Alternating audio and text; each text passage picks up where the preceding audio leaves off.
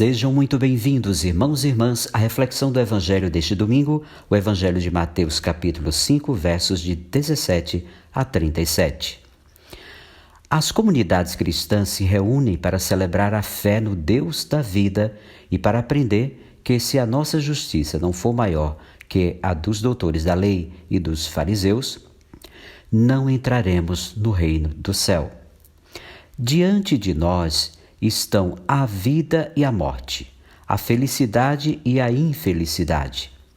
À luz do Espírito Santo, que sonda todas as coisas, até mesmo as profundidades de Deus, aprendemos a viver e a ensinar vivendo novas formas de nos relacionar com todos, vendo em cada um a imagem e semelhança de Deus.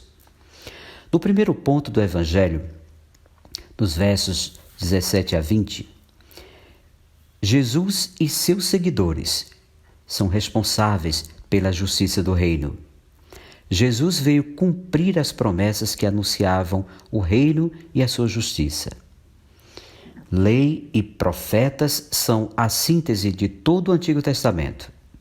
Aí já se anunciava o surgimento de um resto fiel ao projeto de Deus. Anunciava-se também a vinda de um servo que cumpriria plenamente a vontade de Deus. Essas profecias, espalhadas por todo o Antigo Testamento, encontram sua realização na pessoa de Jesus, cujo programa de vida é este: devemos cumprir toda a justiça. Mateus gosta de apresentar Jesus dessa forma, pois esse dado era importante para as comunidades e às quais se dirigia. O mestre da justiça inaugura novo êxodo. Caminha com ele quem se dispõe a praticar daquela forma que ele ensinava e ele que caminha à frente. No início do Sermão da Montanha, Jesus confia o reino de Deus aos pobres em espírito e aos perseguidos por causa da justiça. Esta prática é assumida comparada à luz que leva ao reconhecimento do único Deus verdadeiro, o ponto de referência para as obras que conduzem ao louvor do Pai. É a própria Bíblia, a lei, sintetizada nos mandamentos lidos sob a ótica da justiça que nasce na prática de Jesus e seus seguidores.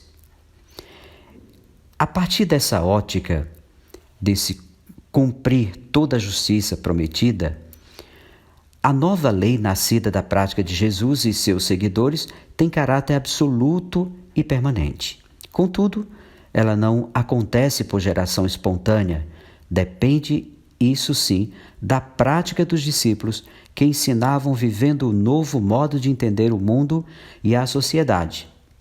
As categorias menor e maior do verso 19, não estabelecem uma hierarquia dentro do reino.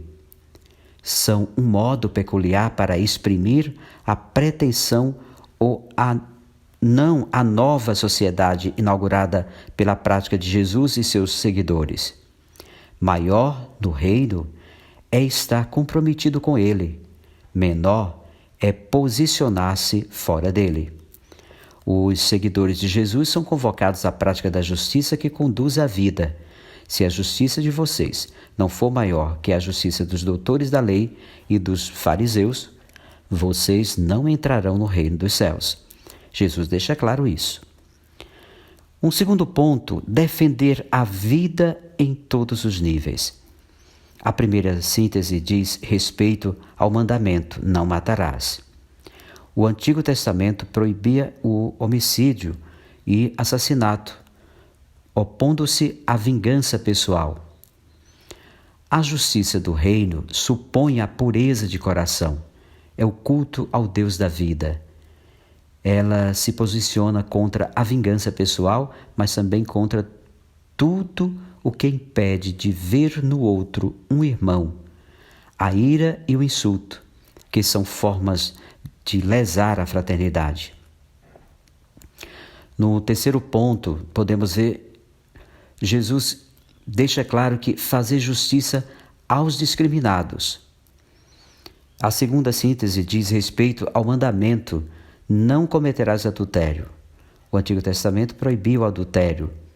Para os antigos, se uma mulher adulterasse, estaria sendo infiel ao marido, do qual era propriedade.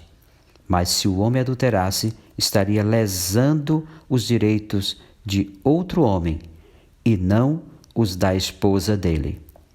A mulher, portanto, não tinha direitos, era discriminada. A justiça do reino estabelece direitos e deveres iguais para marido e esposa. Um outro verso interessante: fazer justiça aos fracos. É bom destacar isso, que a terceira síntese diz respeito ao divórcio. No tempo de Jesus, a lei concedia ao homem o privilégio de conceder divórcio. A mulher ficava exposta aos caprichos do homem. Alguns mestres da época defendiam a ideia de que o homem podia divorciar-se da esposa por qualquer motivo. Outros eram mais rigorosos. A situação da mulher, contudo, não mudava. Para Jesus e seus seguidores, a separação é a porta aberta para o adultério.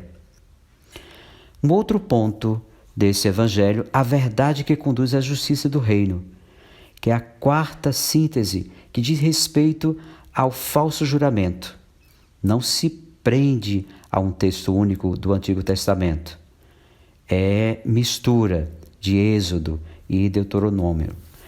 E também, sobretudo, em Levítico, que pertence ao Código da Santidade e diz respeito à veracidade nos tribunais.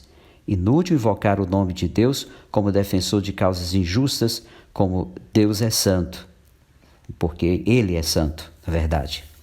Faz parte de sua santidade a criação de uma sociedade justa e fraterna, colocando-se como defensor dos que, às custas da manipulação da verdade, são vítimas de injustiça. O que se pede é que os discípulos de Jesus sejam profundamente coerentes com a verdade em relação a si próprios, aos outros e a Deus. O que extrapola essa esfera já pertence ao maligno, ou seja, aquelas formas de sociedade que rejeitam e sufocam o projeto de Deus.